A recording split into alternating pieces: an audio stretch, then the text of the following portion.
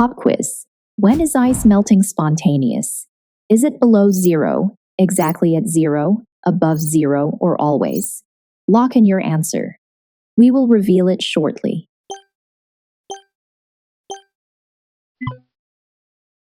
In this video, you will learn how Gibbs free energy combines enthalpy, entropy, and temperature to predict spontaneity, how to read the sign of ΔG, and how temperature can flip a process from non-spontaneous to spontaneous. Let's start with the core equation. ΔG equals ΔH minus T times ΔS. If ΔG is negative, the process is spontaneous. If it is zero, the system is at equilibrium.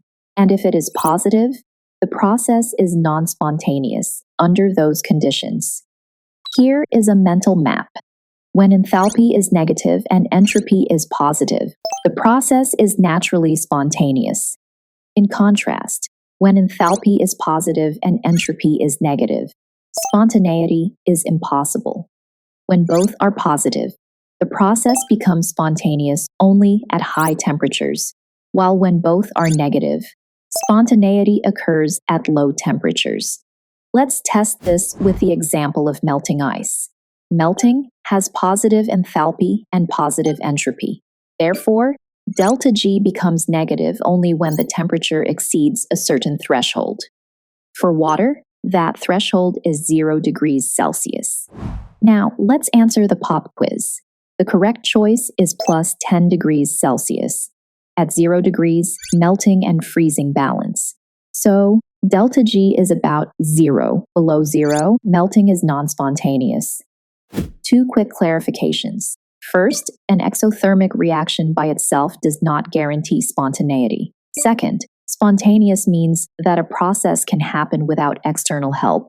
It says nothing about how fast it happens. A process can be spontaneous and still be very slow.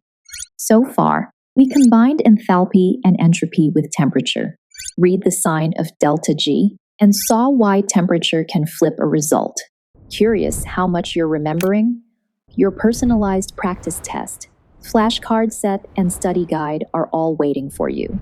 Just tap the link now and keep watching. Future you will thank you.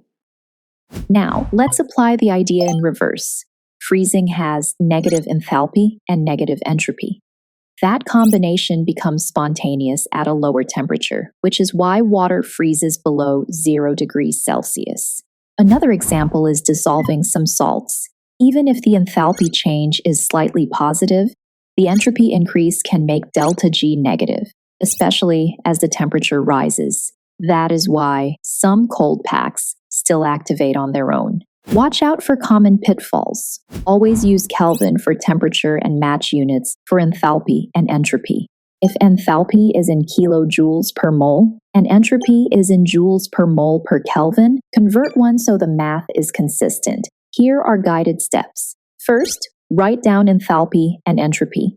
Next, convert units. Then, set the temperature in Kelvin.